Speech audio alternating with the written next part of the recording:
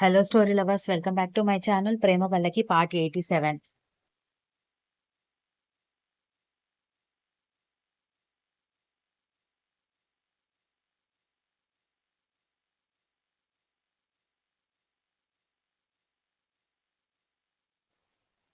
ధృతి అయిష్టంగా రెడీ అయ్యి బయటికి రావడంతో పద వెళ్దామని స్పీడ్ గా ముందుకి నడుస్తూ వెళ్ళిపోతే అతని వేగాన్ని అందుకుంటూ అతని వెనుక వెళ్లి అతనితో పాటు ఎక్కి కూర్చుంది.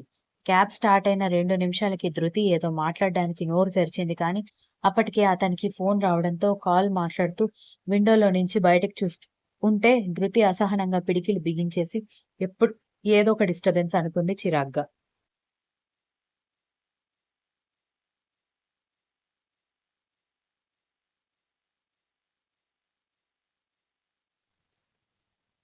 కరణ్ తన ఇన్స్టిట్యూట్ వచ్చే వరకు మాట్లాడుతూనే ఉండడంతో చిరాకుగా క్యాబ్ ఆగడంతో దిగితే, సాయంత్రం ఇన్స్టిట్యూట్ నుంచి హోటల్కి వెళ్లే ముందు నాకు కాల్ చేయి, ఒకవేళ నా వర్క్ అయిపోతే నేనొస్తాను, లేదంటే నేనే క్యాబ్ బుక్ చేస్తానని చెప్పి ధృతి ఏం మాట్లాడబోతుందో వినకుండానే ఆఫీస్ అడ్రస్ చెప్పి పోనివ్వమన్నాడు.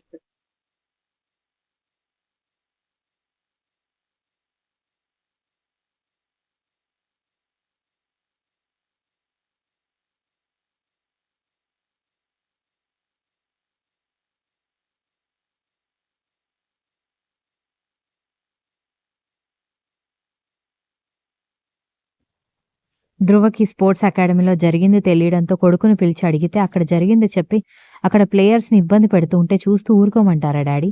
నా వల్ల అది కాదు కాబట్టే వాడిని బుద్ధి చెప్పానని శివ చాలా నార్మల్గా చెప్పాడు. ధ్రువ చిన్నగా నవ్వుతూ నీకు కోపం రావడం తప్పని నేను అనట్లేదు, నువ్వు బుద్ధి చెప్పడం కూడా తప్పు కాదు శివ, కాకపోతే స్పోర్ట్స్ అకాడమీకి కొన్ని రూల్స్ అండ్ రెగ్యులేషన్స్ ఉన్నాయి, మనం దాని ద్వారా లీగల్గా యాక్షన్ తీసుకునే వాళ్ళం కదా అన్నాడు.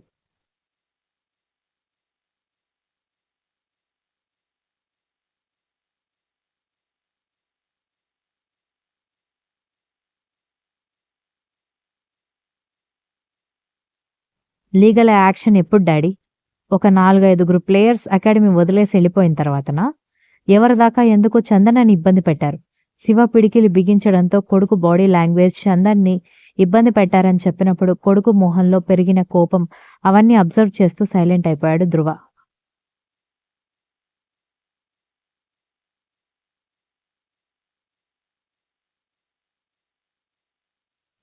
పోనీ వాణ్ణి బుద్ధి చెప్పకుండా ఆపినా కొన్ని రోజులు సస్పెండ్ చేసి బయట అడ్డగాడిదని తిప్పినట్టుగా తిప్పుతారు. అప్పుడు మాత్రం వాడు వాళ్ల మీద పగబట్టి టార్గెట్ చేయడని నమ్మకమేంటి అని అడిగాడు శివ. ధ్రువ సైలెంట్గా వింటున్నాడంతే.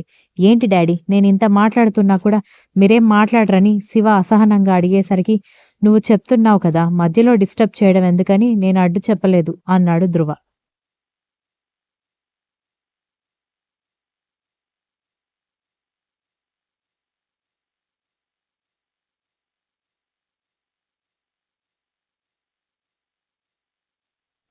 శివ ఏం మాట్లాడకుండా గదిలోకి వెళ్లడంతో ధ్రువ చిన్నగా నవ్వుకుంటూ తన వర్క్లో పడ్డాడు. ఆ రోజు ఈవినింగ్ స్పోర్ట్స్ అకాడమీ దగ్గర ఇష్యూగా ఉంది అంటే ఒకసారి వెళ్లి తిరిగి వస్తున్న శివ ఫ్రెండ్స్తో మాట్లాడుతూ చందన కనిపించేసరికి కోపం వచ్చి గబగబా పార్క్లోకి వెళ్లి చేయి పట్టుకుని లాక్కుని వెళ్ళాడు.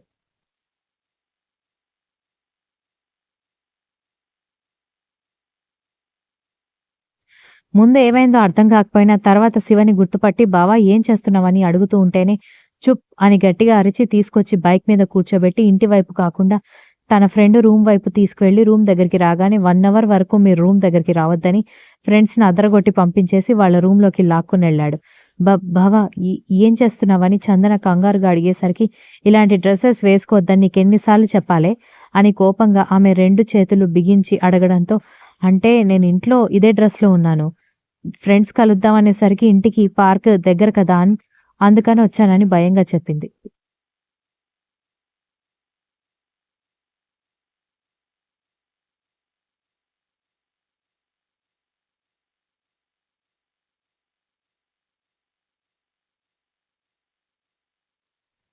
ఇల్లు దగ్గర అయితే బయటకొచ్చేటప్పుడు నువ్వే అవతారంలో ఉన్నావో చూసుకో అని కోపంగా అడిగితే ఒక్కసారిగా ఉలిక్కిపడి ఇప్పుడేమైందని అంత ఇష్యూ చేస్తున్నావు బావా అని కోపంగా అడిగింది.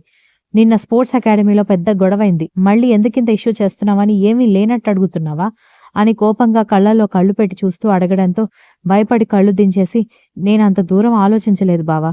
పైగా ఆ రోజు ఇన్సిడెంట్ కూడా నేను మర్చిపోయాను. ఎలాంటి చెడు జరగలేదు కదా అంది.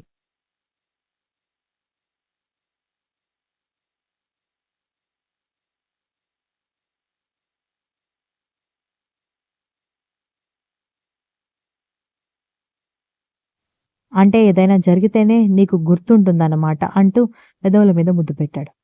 బావ అంది గొంతు తడారిపోగా. మెల్లగా పెదాలని గట్టిగా గాఢంగా ముద్దు పెడుతుంటే శివని నెట్టేయాలని కూడా చందనకి గుర్తులేక కళ్ళు పెద్దవి చేసి అలాగే చూస్తూ ఉండిపోయింది.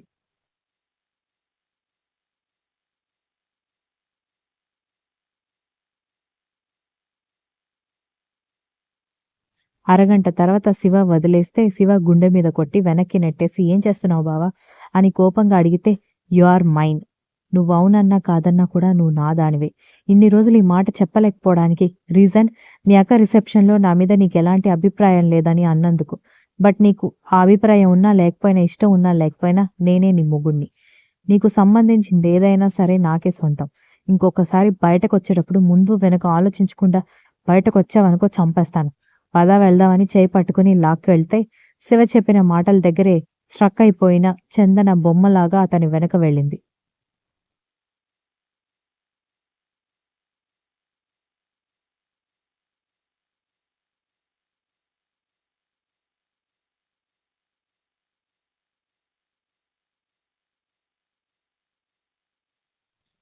వాళ్ళింటి గేట్ ముందు ఆపేసి ఆమె లోపలికెళ్లే వరకు ఆగి శివ తన ఇంట్లోకి వెళ్తే అలసిపోయి ఆలోచిస్తున్నట్టుగా ఉన్న కూతుర్ని చూసి పార్క్లో ఫ్రెండ్స్తో మాట్లాడొస్తానని చెప్పి మళ్ళీ అక్కడ ఆటలాడుతూ ఉన్నావా అని అడిగింది మహి.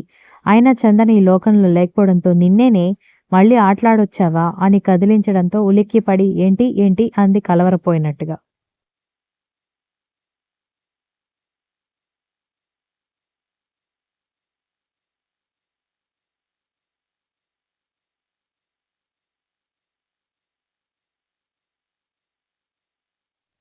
ఏమైందమ్మా ఇందాకడి నుంచి ఆడుకునొచ్చావా అని మీ అమ్మ 3 సార్లు అడిగితే సమాధానం చెప్పకపోగా అలా కలవరపడుతున్నావేంటని హైందవి మనవరాల్ని గుచ్చి గుచ్చి చూస్తూ అడిగితే ఏం లేదు నానమ్మ అని తడబడుతూ చెప్పి గదిలోకి పరిగెత్తి వెంటనే బాత్రూమ్ డోర్ తీసుకుని లోపలికెళ్ళి షవర్ కింద నిలబడింది. ఇంకా శివ కిస్ చేస్తున్నట్టుగానే అనిపిస్తూ ఉంటే ఒళ్లంతా గగుర్పాటకి గురి అయిపోతే కళ్ళు గట్టిగా బిగించి ఏం చేస్తున్నావురా నన్ను అని తనని తాను సముదాయించుకోవడానికి చాలా టైం తీసుకుంది చందన.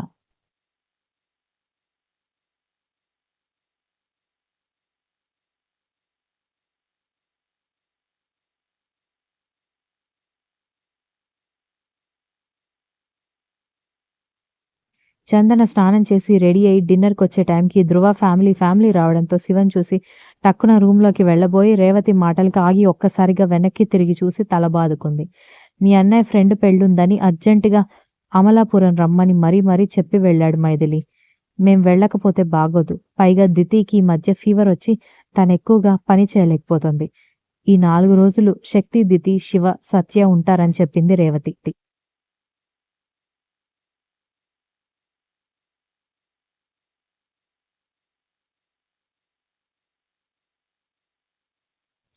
చూడు మమ్మీ నేను వాళ్ళ ముగ్గురిని చూసుకుంటానని చెప్పినా నన్నేదో పేషెంట్ లాగా ట్రీట్ చేస్తూ అత్తయ్య అసలు నన్ను పని చేయనివ్వట్లేదని దితి మూతి ముడుచుకుంటే మరి వైరల్ ఫీవర్లో పనెలా చేస్తావే?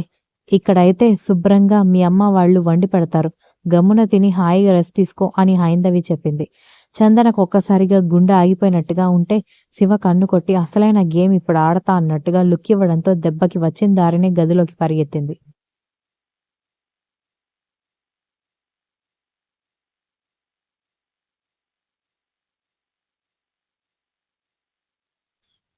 శివ చిన్నగా నవ్వుకుంటే దానికేమైంది అలా పరిగెడుతుందని రేవతి అడగడంతో ఏమో సాయంత్రం వచ్చింది.